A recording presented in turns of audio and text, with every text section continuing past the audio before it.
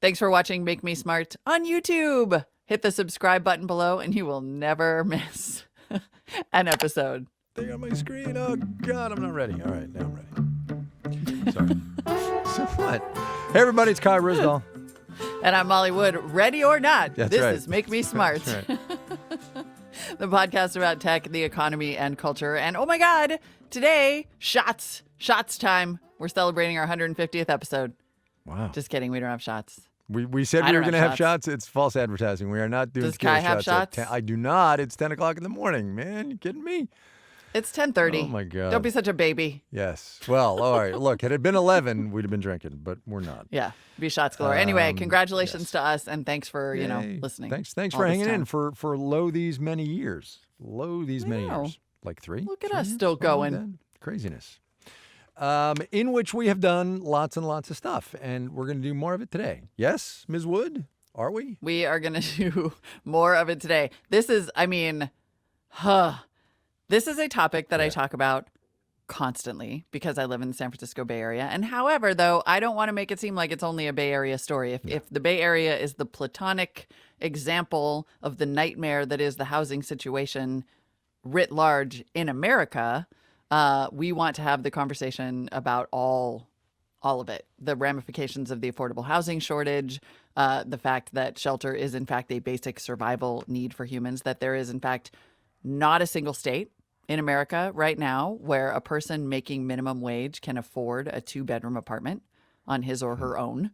And then, of course, that all of this is leading to a homelessness crisis, not just in California, but specifically here, that is, arguably a daily human rights violation. This is one of those multifactorial problems, as mathematicians, I suppose, and economists also like to say, right? Because there's economics in here, gentrification, technology, zoning, public policy, all kinds of stuff. And we have literally just the guy to do this for us. Conor Dougherty is an economics reporter for the New York Times. He's got a new book out today, in fact. It's called Golden Gates, Fighting for Housing in America.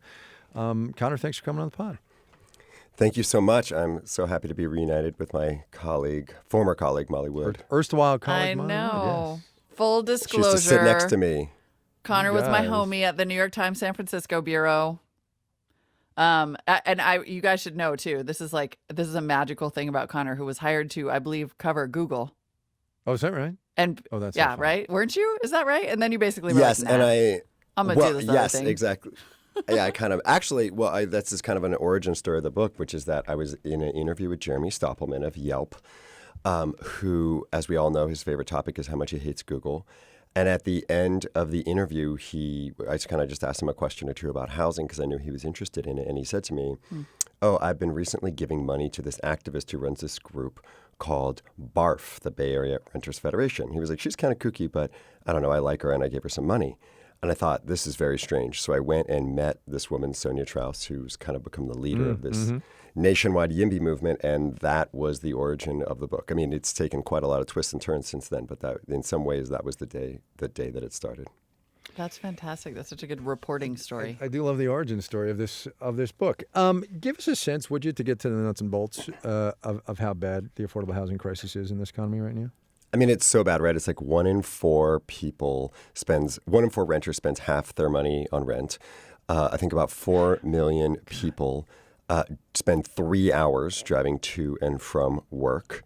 And the homeownership rate among young adults is at like a multi-decade low. And this is, of course, leading to a big wealth gap between millennials and other generations, even normalized for where they would have been at that age. And you know what, as I say in the book, I feel like every single big problem in America is a housing problem because there's inequality is largely a function of housing, wealth inequality. We talk a lot about multi-billionaires and stuff. Obviously, that's an important subtopic, but the real gap between haves and have-nots in America has to do with housing wealth. And then, of course, segregation is pretty much by definition housing. And then climate change, a third of our emissions, carbon dioxide emissions, are transportation. So unless we start thinking about how people aren't going to be driving so far to work anymore, we're not going to really make much of a dent on that problem. So, here in California, a bill, a very controversial and sort of long-running bill, SB 50, just failed in the state legislature that would have tried to create more housing density, which leads me to this sort of question. It's funny, just as one example of how this is the constant conversation, my son's 7th grade class, in their history class, they have all been assigned a project about housing. And so they've been going around, every student, yeah. And all the students have been going around and like doing interviews. And so one of his classmates actually interviewed me about housing prices and what do I think about it. And he goes, okay, great. And he's got his little piece of paper. What are 3 things that could be done to fix this problem? I just was like, babe, if I knew that, I would have written Connor's book. But, but we talked a lot about zoning and density and building and yet the awareness is there, but the political will is not. Like, what is stopping us?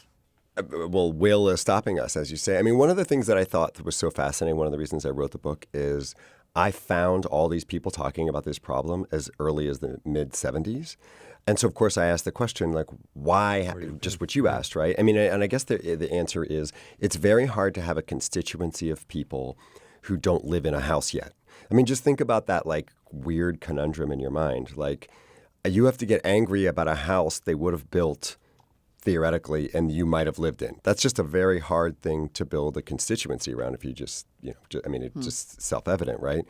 And so what was fascinating to me about the book is this journey of people trying to do that. And then, of course, a bunch of other journeys in the book, too. So I think that it's very hard to kind of come up with kind of people defend the housing they're in. Other than developers, there's not a constituency for housing that does not exist yet. Well, it's so interesting because getting back to Molly's question about SB 50, right?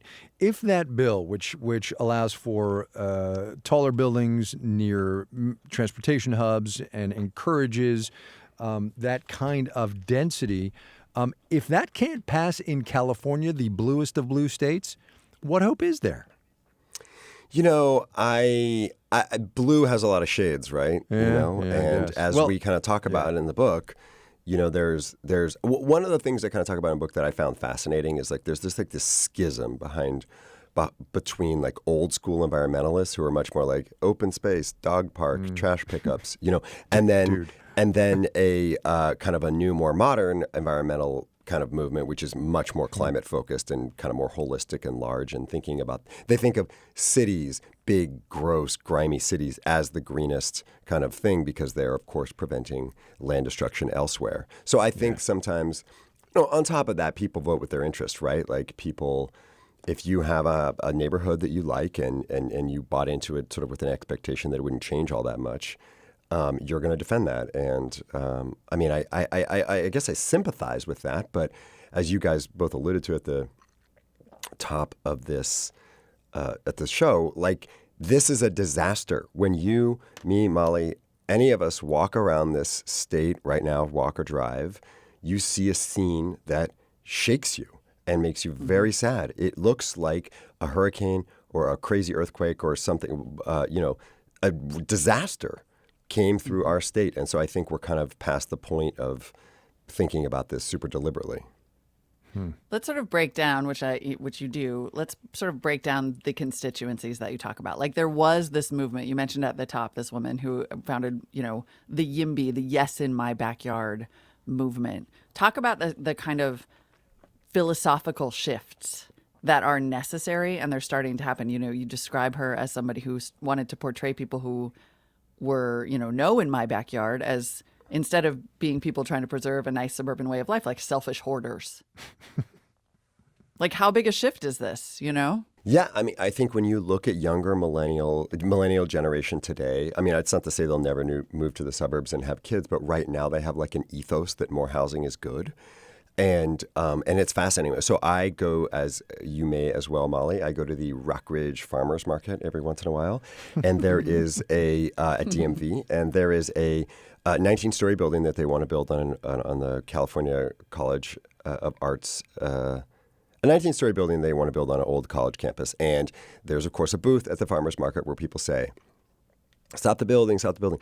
And I've stood and eavesdropped at that booth a couple times, and it's not every other person, but like every third, fourth, fifth person will say, "Well, we need the housing." And I can't even imagine that a couple of years ago. On top of that, I mean, that's just like as micro as you can get, right? The farmers market, but at the highest level you can get. Every major Democratic presidential candidate debating right now has released a pretty comprehensive housing plan, and all of those they vary, in ways, but all of them have some kind of zoning reform component in them, i.e. something like SB 50. It's nowhere near as specific as that, but philosophically, they have put that out there. So, I mean, I was talking to someone from the Obama administration they put out like a kind of a meager plan about this towards the end of his second term. And they were like, look, we didn't even have a housing plan when we were running. So for all of them to have housing plans and for them to be fleshed out with this level of specificity, I mean, that is huge. I mean, it's not solving the problem, but the fact that we're now all talking about it is a huge change from just 3, 4, 5 years ago.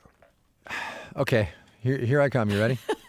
Okay. Molly knows where this is going. This is my favorite part of the show. So look. This is where the La Cañada guy jumps in with his Well, no, feeling, it's actually interesting. Okay. I wasn't going to do that, although it's worth a note here that the state senator who held up SB 50 is my state senator, Anthony Portantino. And next time I see him at the Ralphs, I'm going to hey, Senator Portantino, what the hell are you doing? But that's a whole different conversation.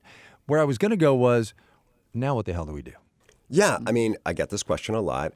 There's two things we can do. There's really only two. You can build more housing, period, and you can make it affordable for people who can't afford it. I suppose you could also raise the minimum wage by a ton, but this is ultimately a scarcity problem, so we do need to build a lot more housing. Now, the devil is in the details, right? But and it's funny. I was at a book event last night, and somebody said to me, "Well, I'm all for housing, but I hated the thing they built by MacArthur Park." Mm-hmm. And I kind of said to her, "Well, you kind of need some ugly stuff in there. You know what I mean? Like when you walk through a city, not every building is beautiful, but every building with people in it is functional. So, I mean, hopefully, right? But so I think people fit in. I mean, cities are these kind of complicated, messy things anyway. So I think that I think philosophically, what we need is to make a plan the same way we make zoning plans and have a big, ferocious, years-long fight, and then stick to it. The problem is right now we come up with zoning plans, we come up with all sort of housing plans, what cities have to do to, kind of stay in compliance with their jobs housing balance, and then we fight every project one-off. I mean, and this is why every book event I do, people, what about this building? What about that building? And I'm just like, look, we should sort of have this big kind of process and then more or less stick to it. I'm not saying there should be no public input, but so. Well, how big? I mean, I think that is fundamentally the question about, and we're using Senate Bill 50. For those who don't know, what it would have done is basically, like Kai said, it would encourage and even mandate more building near transit centers and make local municipalities, raise the limit on how tall buildings would have to be. But fundamentally, what it would have done is sort of override local governments. Like, this is the state of California saying, listen, buddy, we can't fight this city by city and town by town and development by development. So when you say we need to make a plan, do you mean states? Do you mean the federal government? How big does this plan need to be? So, obviously local governments could at any point just embrace a plan like this. We don't need to change any laws if local governments just jumped in and started doing this, right? But we need to change laws to kind of, prompt them to. I think the other thing is, too, which we can all see very visually, the Bay Area and LA, to some extent, has a huge, and, Seattle and all these places where you are seeing this mess most acutely, have some degree of a jobs, housing imbalance. The most dramatic of those are in the Silicon Valley, where you see this giant Apple spaceship and then, nothing but low-density housing around it. And so I always say to people, like, these cities, it's not like they're anti-growth, they're anti-housing. I mean, Christ, I'm sorry, I hope I can say that. But I mean, they built this giant spaceship, the equivalent of a massive skyscraper office building. Sideways, and of course, people are going to drive there and they're going to commute. And if you don't have a place for them, you're going to have a traffic problem and all these things, right? So, and, Palo Alto right now has 4 jobs per housing unit, which is like twice the number of Manhattan. So in terms of their like land use patterns, they have this just huge concentration of jobs. And so I think that we probably need to build the housing where they already created those jobs. And I mean, to some extent, that's what SB 50 tried to do. I'm not here to be like a shill for SB 50. I'm sure that if anybody else, Portantino or someone else, wants to put forward a bill that tries to address the root cause of this shortage, I mean, I think it would be really welcoming, because then we could have 3, 4, 5 bills that people could yell about and complain about. But right now, there's kind of like one game in town, and so I think that's why there's been so much focus on it.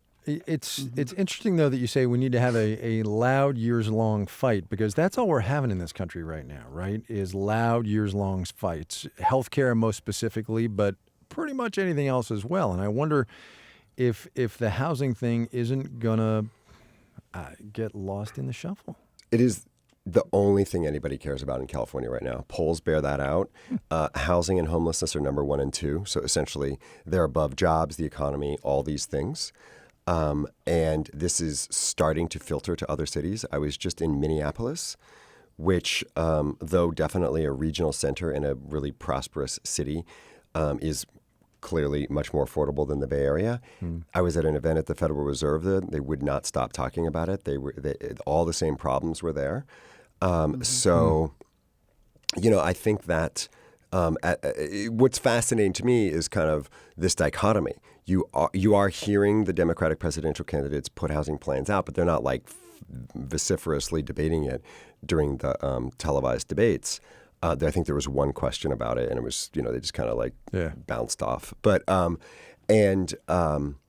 but at the local level, it's like the only thing people talk about. I mean, I always say to people, or I think there's a line in the book, like, at the local level, zoning is democracy and democracy is zoning. And I really mean that, because who is even allowed to live in a neighborhood or a city and be a voter there is largely determined by what kind of housing they build there.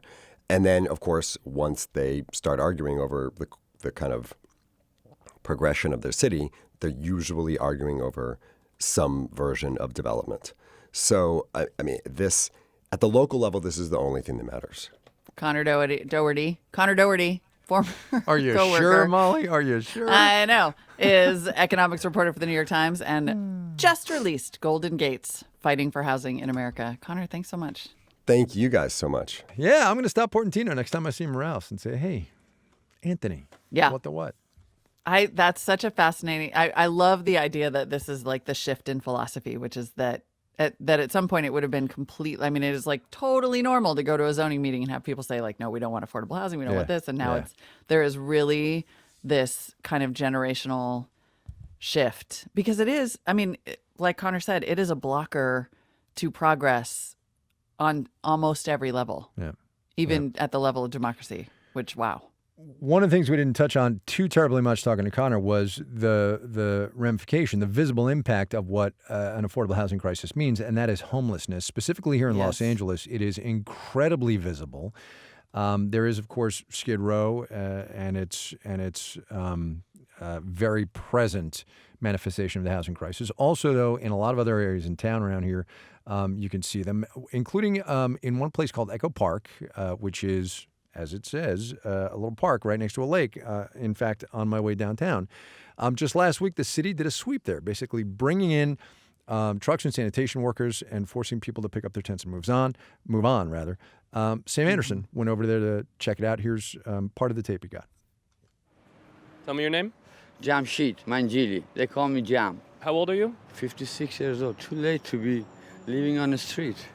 The sweep is every 2 weeks. We have no problem with that. But I heard this might be the final sweep. If everybody gets kicked out, they may not be able to go back in.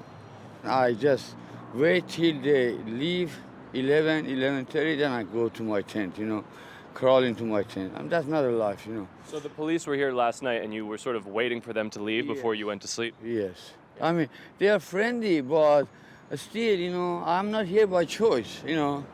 Nobody wants to be homeless. It's no fun. It's not camping. Don't get it wrong.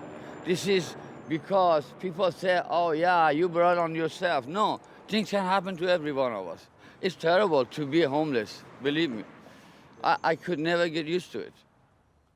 So here's the thing about Jam, as he is known. Used to own a business, lived in Hawaii, had a life and a thing that he did, and then became homeless because of business mishaps, right? And then here he is in California living on the streets. And it's a thing that can happen to anybody.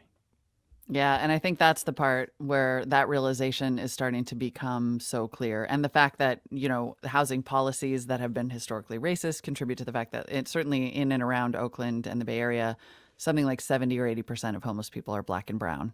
And a pretty startling percentage of the people who are homeless in the San Francisco Bay Area have jobs, literally work, and cannot, in some cases, full time, and can't afford housing.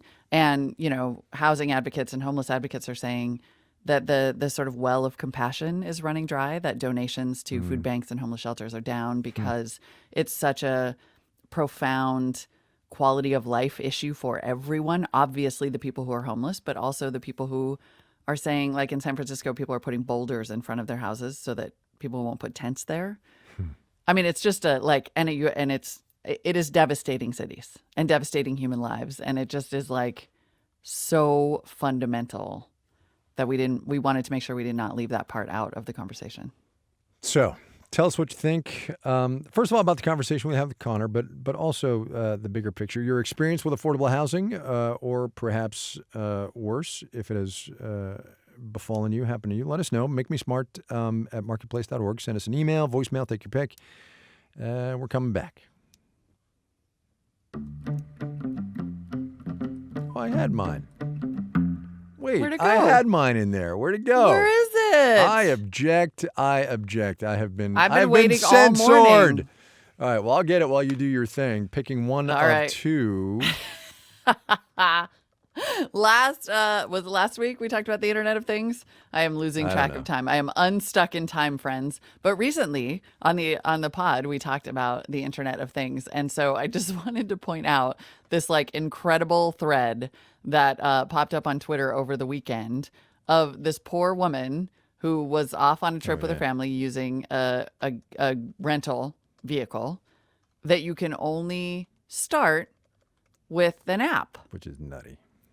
Which is nutty. And they went on a trip and got out of range of cell service, and the car died on purpose. Yeah. Like the car stopped working because it was no longer connected to the app. Right. And they had just enough service, thank goodness, to tweet and like call a tow 'Cause truck. how else would we know about it? But I guess the car demanded all the bars. Maybe they only had one bar, and the car needed 5 bars to start. And then it had to get towed. And then we're like trying to drive back from, a place. They had to get towed 3 miles to a point where they could get enough service to start the vehicle. And then the service told them, like, you better not power down the car because you've used up all your restarts. So they basically were like, just keep driving, just keep driving. Yeah. I mean, guys, that is one of those things that's just one of those weird, it's a million different things wrapped into one. Like how sometimes when you put too much technology on it, you just break it. But also that like no one thought that through. This is exactly the kind of sort of like design thinking that should be happening at a company. Like, our car has to be connected to a phone that's connected to the internet. Yeah. Is it possible that somewhere outside my tiny little tech startup bubble office, there isn't cell service? Maybe. How do you really feel, Molly?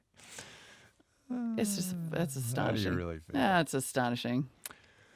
Okay, Put an AI on it and it'll be fine. And then also, no, I'm going with good news. Both. Okay, I just want a little bit of good news because everybody is in a bummer place right now. And I just wanted to tell you that coffee is good for you.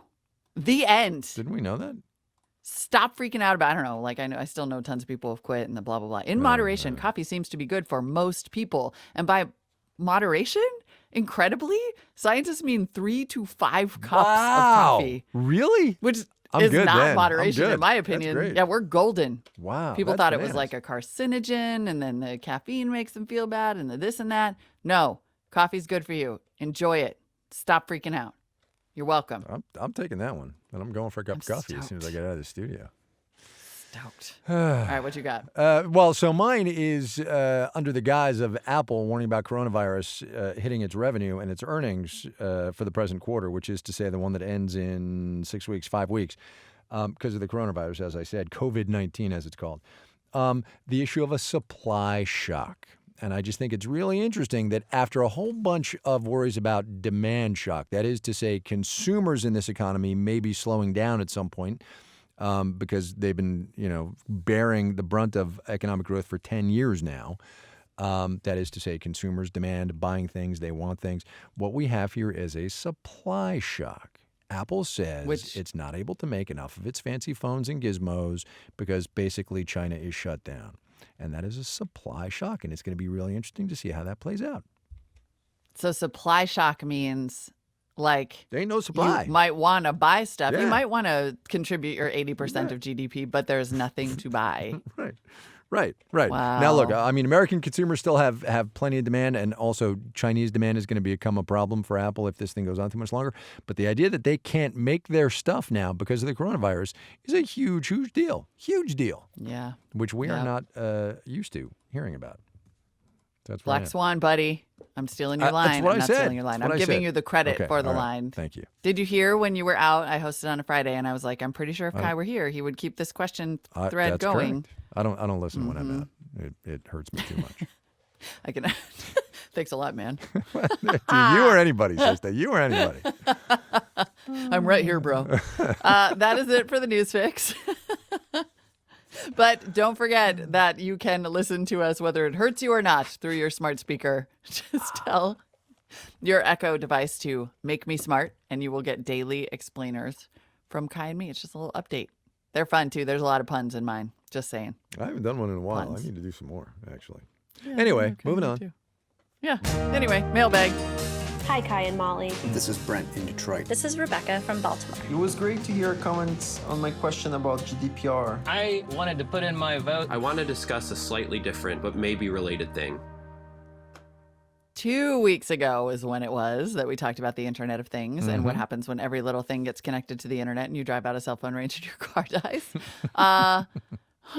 We also wondered if there wasn't a better name for this phenomenon. Here is listener James Plouffe with his take.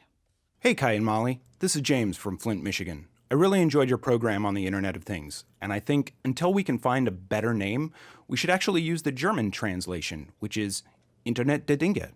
Flows off the tongue a little better, has a nice ring to it, lots of fun. I thought Tim Cross did an excellent job covering a lot of the issues related to the Internet of Things, to which I would only add the transition of things we actually own and can fix to things that we consume as a service, even if we have the physical object. And we've seen this manifest itself in everything from John Deere tractors to concerns over the military and their ability to have the right to repair their own equipment. I think as beneficial as much of this technology will be, like a lot of technologies, we still have to think through some of the long-term implications and how we're going to cope with them. Like, oh, by the way, your car being stuck on a mountain without cell service and thus not running. But that's a whole different thing. Boom. The John Deere story goes like this. Farmers who buy John Deere equipment now are buying basically rolling computers, right? Big, hulking rolling computers that can do things with crops. And they're not allowed to do repairs on the proprietary gear inside, so they have to hire technicians from Deere or elsewhere to do licensed, authorized repairs, which becomes, of course, expensive. Expensive. This is all part of the right to repair. We've talked about this a fair bit on the tech show. The right to repair movement.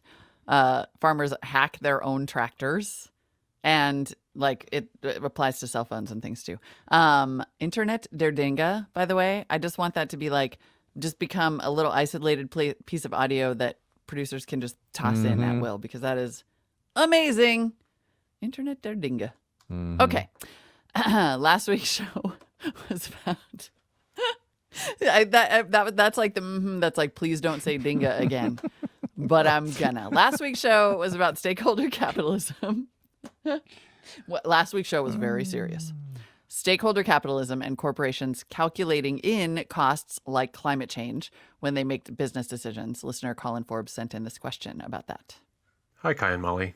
In regards to the latest statement by BlackRock's Larry Fink on decision-making relating to climate change for corporations, do you think this will have any effect on its management of federal funds, such as the Thrift Savings Plan? Was it purposeful to single out corporations? Thanks. I don't know the answer to that. I imagine Larry Fink was very intentional about it because he knew he was going to get all kinds of press and was going to have to be able to defend it. There may be some contractual reason why he is not targeting federal funds like the Thrift Savings Plan. I don't know.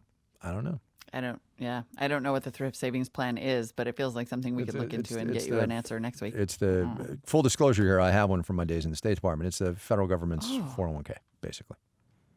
Oh, is it managed by BlackRock? You know, that's think? I don't know. I don't know. Yeah, I don't know either. I will tell you, my returns last year on my now dormant account, because I haven't been in government for 20 years, were quite nifty. Thank you. Huh? Yeah.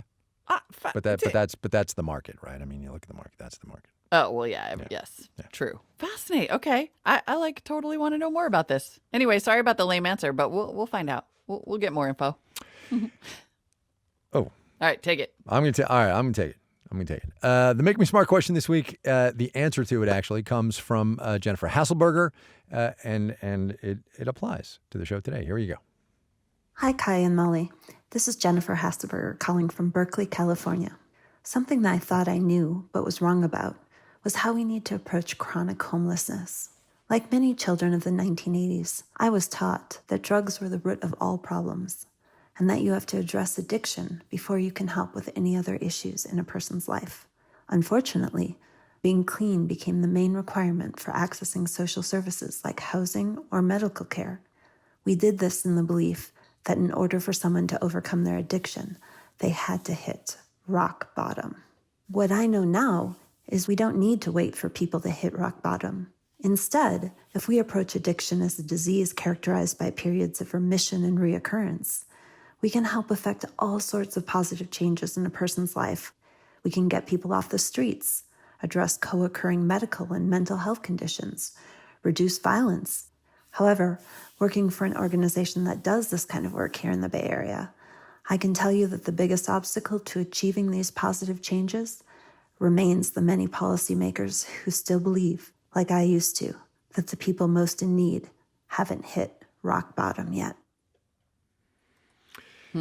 So the answer to that, and this is going to sound ageist and sexist and not at all kindly to our modern day policymakers, but so very many of them are farty old white dudes. You know? Yeah. Right? I'm glad you said it. It's true. Yeah. There is, it's interesting because this came up in Sam's interview with Jam. Right. Which is, there's a very strong element of blame when you talk about poverty and homelessness in particular. There's this idea that most people have brought it on themselves somehow, and it ignores all of the like structural things that give some people advantages over others, let alone addiction, which is not like a blameworthy thing necessarily, or at least as she puts it, it can be a disease characterized by periods of remission and recurrence. And so there does become this kind of like punishment aspect to it that I think is very real and unfortunately exists maybe in the minds of some farty old white guys. Yeah. Look. I believe George Lakoff refers to it as strict father morality. Oh, man. There's a callback. I'm going way back in the catalog. Right. I mean, we've done 150 episodes, and I've memorized every one of them. Yes, really. Oh, my God. Speaking of which, apparently there's a surprise, a little birthday surprise for Make Me Smart. There aren't shots, but there is this. I'm mildly terrified. Happy Whatever birthday it is. to you. Oh, God. Happy sesquicentennial to you. Happy birthday, Make Me Smart. Oh, my God. Happy birthday to you. Totally, I don't want Yay! Sesquicentennial. Oh, my God. We look great, by the way. For 150, man. For 150. Oh, guys, that was awesome. I hope we don't get sued.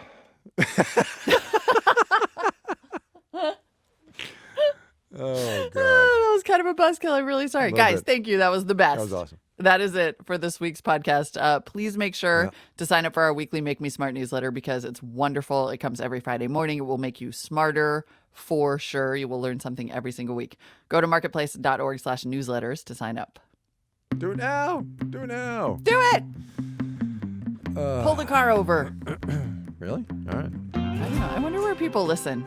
Make Me Smart is produced and directed by Sam Anderson. Wait, Our digital hang on, producer wait, is wait. Tony. Yeah. They can tell us where they listen.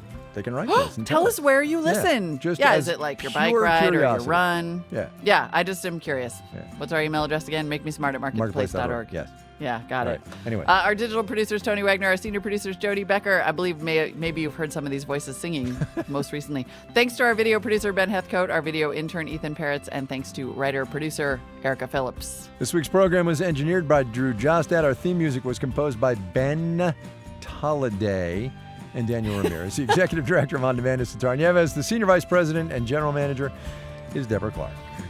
I mean, that is I got a a lot of tweets radio about that. fail I on got our a part. lot A of lot of tweets tweets. about that. So many people thought it was Ben So Tolliday many that tweets. clearly we need to reevaluate our professions. Or he needs to just get a new name. Like Benjamin? Is he actually Benjamin? Can we call him Benjamin? Benjamin. Benny?